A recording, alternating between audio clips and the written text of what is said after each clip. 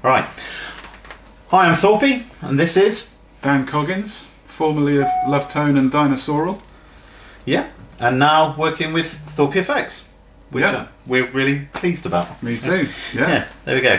So we're going to go through a few, answer a few questions that have been put to us. Hopefully you'll learn something, and if you don't, you get to look at our beautiful faces for at least a short period of time. Anyway, so the first question I've got really, Dan, is Dinosaural. Obviously it was the company that you formed after Love Tone, but I would suggest it's quite instrumental in getting you from where you were with Love Tone to where we are today. Yeah. Would you agree? Oh, I would, yes. And it was instrumental because I started off Dinosaural back in 2002, which is a while ago now. And that was whilst I was still with Love Tone, and I was doing it as a repair business on the side of Love Tone to do Love Tone work, to build stuff for Love Tone, to fix things for customers. Became a repair business, and I did a pedal called a tube bender, which was a transistor overdrive pedal, long since discontinued. And then I did another version of it called the overdriven preamp.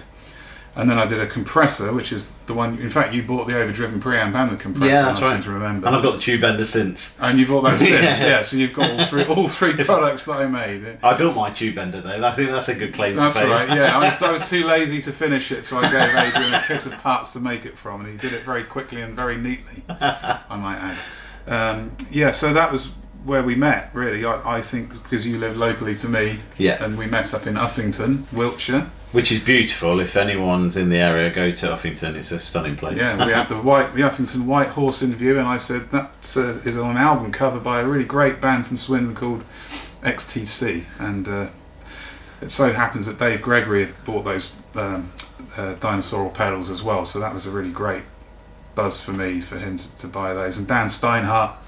Yeah, he put me onto your pedals. Yeah. Because again, we live local to Dan. And I used to build pedals for Dan occasionally, just things that he wanted, sort of like, different bits and bobs. But he suggested that I have a look at this, and I was like, yes, oh, great. Yes, well, Dan had the first Opti compressor, OTC 201, and then Dave Gregory had the second one, and I think you had the third one. That's right, yeah, because I was doing my master's degree on explosives at the time. As you do.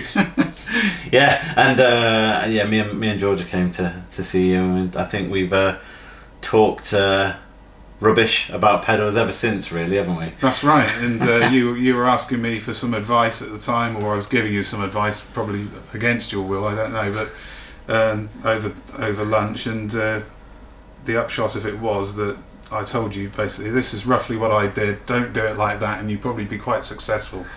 And so I followed what you said and did exactly what you said. And it seems to have worked quite well. Yeah, we're doing all right. Yeah, so there you go. That's an approach you can take, folks. It sometimes works that way. Do the opposite of what you... Yeah. I mean, the Love Tone was successful. Dinosaural was very quiet.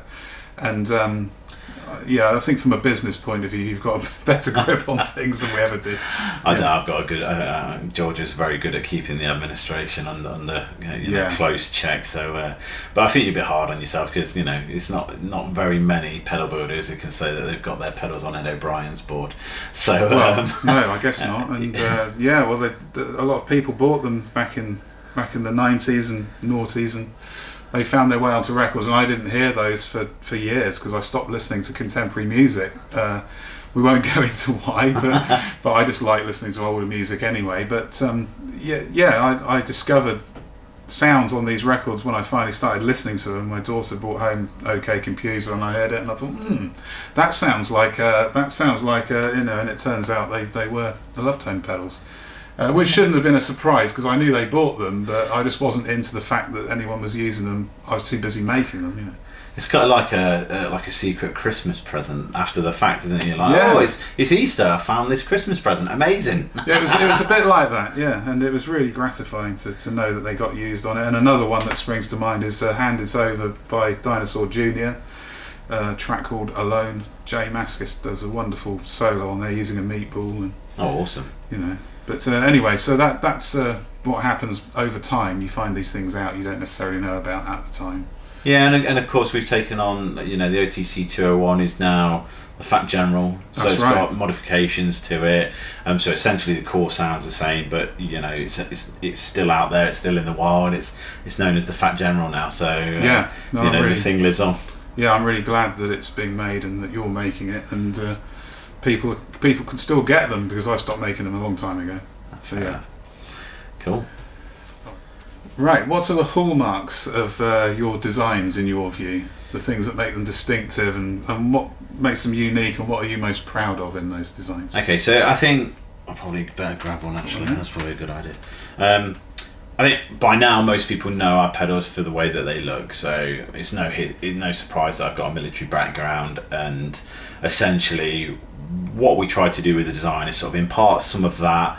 I worked in procurement for explosives and weaponry and such like as part of my career, and so I was very much attuned to how things should be in service and through life and all the rest of it. So learning all these engineering tips, tricks, and how not to do things again, we sort of introduced some of those sort of ideas into the way the pedal looks and the way the pedal works.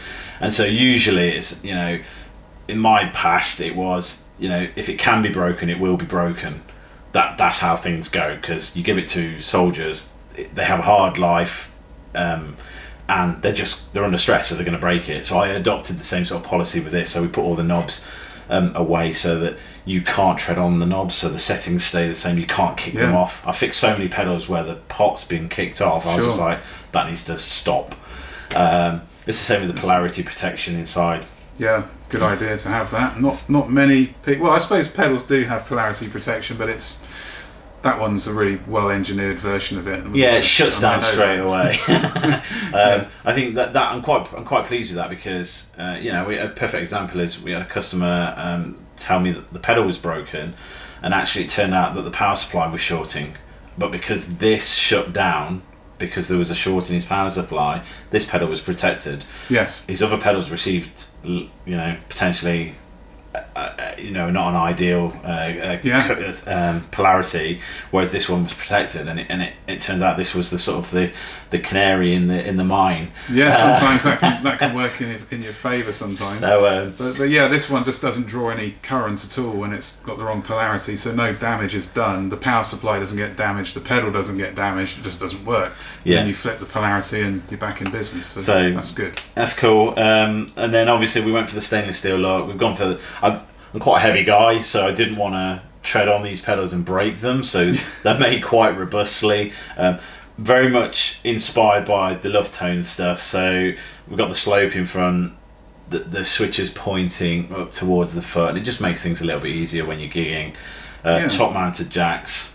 Yeah, I mean, I can see there's a connection, but it's not too glaringly obvious, and you've been quite original about how you've done that, which is a good thing. Yeah, I guess the thing to do is always look to see what's out there. I mean, there was very much a vibe of what is out there, what to avoid. I won't name any names, but we did that approach, and then we're on the original prototype. We had this as a sort of a solid piece, but we put these holes in, which I took them from a piece of armour called Super Bayonet, which is armour designed to stop rocket-propelled grenades detonating on the side of an armoured vehicle. But I just like that arrangement. I thought it looked kind of cool, and it ties into my past. So I think I'm proud of the physical design because it ties into our branding. But for me personally, I think the thing I'm most proud of is probably the sonics of the pedal. We've always wanted to have it so that whatever guitar you're using, you can hear. If you're using a Strat, it sounds like a Strat. If you're using a Tele, it sounds like a Tele. And there are some pedals out there that string separation and such like isn't really their forte, whereas we've tried to achieve that. And so I think, the noise floor being low as well, always been a massive thing for me to keep the pedal's noise floor as low as possible. So I think I'm most proud of the sonics, actually. Yes, and they certainly do preserve the integrity of the instrument. and you've got a good dynamic range on the ones that need dynamic range. I mean, obviously a fuzz box doesn't need any No, it dynamic just needs range. squared off and it needs as little dynamic range as brutal. possible in some respects. But yes, it's like a hi-fi approach, isn't it? Almost, but it's the opposite side of the coin to hi-fi. It's lo-fi and hi-fi as well, really. Yeah, it's a hard balance to tread, I guess, but it needs doing, and I think it's one of the reasons why our pedals are successful, because people can understand and hear that in their playing. So yeah, there we go. Yes, it's rugged and it's got finesse as well. That's what I like about them. So that's my designs. I mean, I haven't had to choose from my designs as to what's my favourite. I find that very hard. But what about you? In your past before Thorpy, what would you say is your favourite design that you've made? That's a tricky one to answer because I like quite a few of them. I guess because I wanted them to sound a certain way and they came out sounding how I wanted them to. There's not too many disasters on that front. But having said that, which ones would I have used? I know I've gigged with this one here. I mean, when it came out, I was gigging with it, and I really, really enjoyed using it, and I'm quite fond of it. And folks, if you recognise that as a Cadbury's Bourneville bar, I'm not going to say whether you're right or wrong, but it does look a little bit like one, doesn't it? The colour scheme, I mean. Anyway, I'll leave you to draw your own conclusions from that. I mean, this was the fourth Love Tone pedal. The Meatball, the Big Cheese Brown Sauce preceded it only by a matter of months, but this one here I found very usable and had a nice phasing sound. It had a nice vibrato sound, and even when you switched it off, you had this thing called a spectral bypass, where you could have true bypass, or you could go through the static filter, which put a phase shift on everything and coloured it in a pleasant way, and then you could turn it off if you didn't want that. But yeah, this one probably. Yeah? Yeah. Fair enough. So what's that? Is it 25 years? Good question. Well, this will be interesting. How old is it? That's serial. This is serial number 2, okay? And serial number 1 was only a day or so before it. I can confirm that because they were done to order, and once the batch was ready, there was a few dozen of them being put together in haste and shipped. And the date on here, signed by me, because I used to have the lovely job of testing all of these by ear individually and playing the guitar through it, is 19th of September 1995, which is, we're about a week or two away from that being 25 years ago, so that's an old pedal now. And they're very large, because I'm size 12 feet. Didn't think it was too big at the time, but of course if you want to put these on a pedal board these days, they are big and bulky. Which is where Adrian's scoring with his smaller pedals, and Yeah, that pedal board real estate is it's crucial now. I think it's as important as real estate in London. It's got that same kind of exponential curve to it, or inverse exponential curve. How much space is left, and how much can you cram on there? And people want more and more things, and it's the opposite of minimalism, I suppose. But anyway, that's another topic. Yes, indeed. So you've just joined the team. Yes, you have, and that's relatively recent. We've worked together for years. In a contractual basis, but you went full time as our analog engineer. Was it a month, 2 months ago? It was just over a month ago, I think. Yeah, that's right. Which is great, and thank you very much for that. That is great. I needed to do a job that I liked. No, this is your spiritual home. I would suggest, building this, or designing these things. We're happy to build them, and we're really pleased that you're on board, especially as I know what's coming down the line. Thanks. Yeah, likewise. I mean, it's something I love to do, and it's the right kind of work for me. And I think anybody who's unsure of what they should be doing with themselves needs to just realise that some things you're cut out for, some things you're not. And if it comes naturally to you and you feel engaged by what you're doing, then that's a pretty good sign. That's what you should be doing. Yeah, I mean, my career as a ballerina, it didn't go very well. I don't know why. No, I don't know why. It must have been quite a distinctive one. Yeah, like a split sausage. But at least you had a go. Yeah, I gave it a good go. It was like the Silent Night hippo. Something like that. I used to think my dad looked like him actually when he had his pajamas on. But that's another story. Yeah, indeed. So, I mean, what are we trying to achieve going forward? I suppose that's probably the thing that people most want to hear. I think, from my perspective, what you're working on at the moment is we're looking at some of the classics and looking to see what distill them down and see what makes them classic, essentially. Yes. And sometimes these things are of their time. For instance, the Big Cheese is awesome and it is of its time. And then this year we've released the Field Marshal, which is essentially a Mark II version of that, and that is of its time now. It's just it's the next step forward. So I think, from my perspective, I think I like that. I like the nod to the past. I like the nod to the future. Yeah. Evolution, isn't it? Evolution, not revolution. Yeah, I'm sure that's like a film, isn't it? Isn't that? I'm sure someone said that before, and I'm not sure who it was. But it wasn't me. To think that was the small love tone pedal. It's twice the size of most modern ones now, but yeah.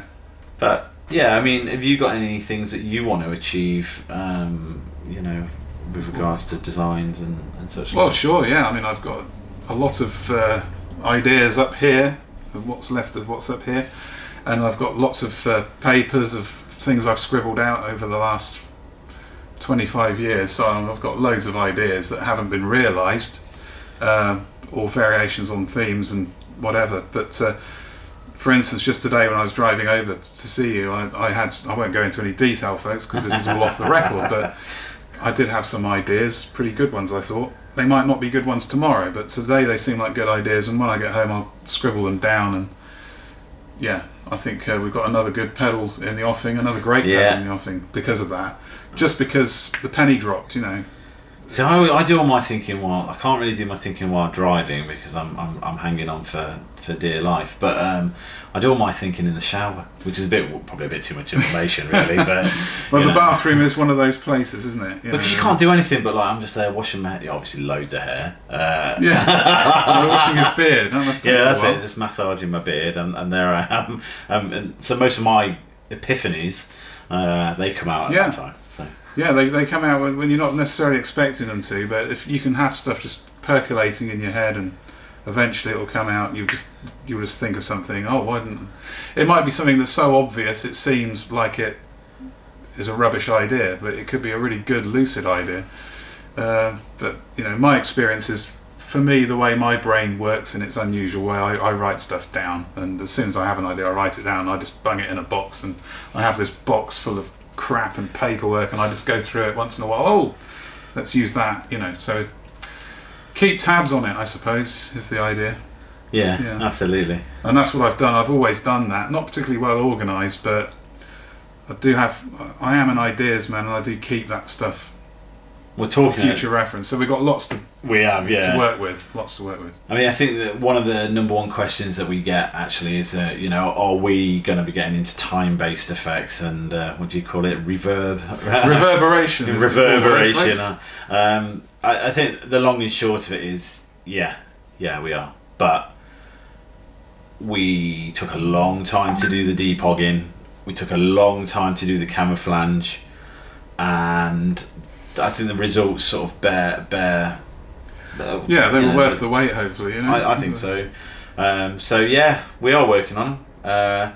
And again, as we've just alluded to, really, how are we proceeding with it? Well, there's a nod to the past. I've got a Binson Echo Egg there. A space. That's not a Space Echo, but it's a RE301 Chorus Echo. I've got a Space Echo over there, and those are the sort of touchstones I would suggest as to what I think is a good delay sound. That and the Moog MF104M. They're great. And I think for the modern age, we're going to be nodding right back to that, and then I think we're going to nod right forward and sort of add a number of interesting features, so we say. Yeah, we're at that point in history where we've got the postmodern thing really happening, and even with that love tone stuff, it was a nod to the past. Then obviously chicken head knobs were old hat in the 90s, and even more so now. But they have a certain charm about them. They're practical, easy to read, you know, and it's a combination of new and old, achieving sound by using a more modern form of technology, perhaps, you know. And we're talking analog here most of the time, aren't we? But there will be digital aspects to it, I guess, but in the future. But yeah, I don't think we're against either technology. I mean, obviously Dan's the analog design engineer. We've got a digital design engineer as well, and you know, I think, yeah, if I was to say, yeah, we've got a foot in both camps, really. We're trying to be true to the older sounds and just see what they can do and bring inspiration going forward. So, you know, from my perspective, with regards to Thorpy, I think we've got a hell of a lot on. We've got a hell of a lot to achieve, and I think it's going to be quite exciting for people. I would suggest watch this space, really, because there's a lot coming. There's more coming down the pike. Yeah, there you go. Cool. Anyway, thanks ever so much for watching, and hope you enjoy the rest of the virtual guitar show. Thanks, folks. Bye.